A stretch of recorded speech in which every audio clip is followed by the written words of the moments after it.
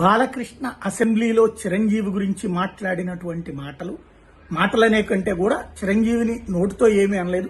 Just వెటకారం చేశారు. అది కూడా కామినేని చిరంజీవిని గొప్పగా ప్రమోట్ చేస్తుంటే అంత సీన్ లేదన్నటువంటి తరహాలో మాట్లాడుకొచ్చారు.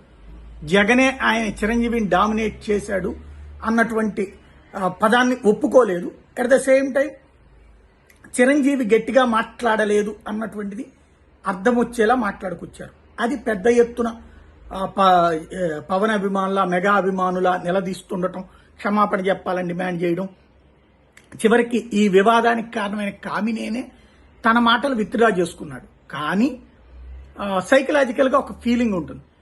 పెద్దరికంగా పెద్ద మనిషి తరహాలో ఇప్పుడు చంద్రబాబు గారు అర్జెంటుగా పవన్ కళ్యాణ్ గారిని పరామర్శించడానికని ఇంటికి వెళ్ళారు. వైరల్ ఫీవర్ ఆయన వైరల్ ఫీవర్కి అంత ఇంటికెళ్ళి పరామర్శించాల్సిన అవసరం లేదు. లెక్కనైతే ఈ ప్రభుత్వం అధికారంలోకి వచ్చాక ఇప్పటికి 3-4 సార్లు వచ్చింది. అప్పుడు ఎప్పుడు లేనిది ఇప్పుడే ఎందుకు వెళ్ళారు అంటే అపార్థాలని లేకుండా చూసుకోవడానికి. బాలయ్య ఏదో మాట్లాడేశాడు, మీరేం ఫీల్ కాబాకండి అనేటటువంటి ఆయన ఏం చెప్పరు ఆ ముక్క.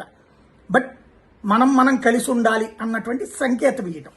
ఎట్ ద సేమ్ టైం ఒకడుగు దిగి వచ్చి పవన్ కళ్యాణ్కి మర్యాద అంతగా ఇచ్చారు కాబట్టి చంద్రబాబు దాన్ని కాపు సామాజిక వర్గం కావచ్చు, at the same time mega fans కావచ్చు, అందరూ అర్థం చేసుకుని జగన్ని గద్దెదించడం కోసం జరుగుతున్నటువంటి ఈ ప్రయత్నంలో ఇలాంటి అవరోధాన్ని పట్టించుకోవద్దు అన్నటువంటి సందేశం, సంకేతం ఇవ్వటం. అదే ఇవాళ ఈ మీటింగ్ యొక్క సారాంశం కనబడుతుంది.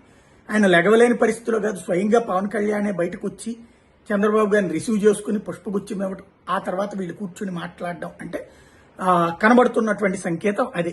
అపార్థాల సృష్టికి కారణమైనటువంటి మాటని కంట్రోల్ చేయటం.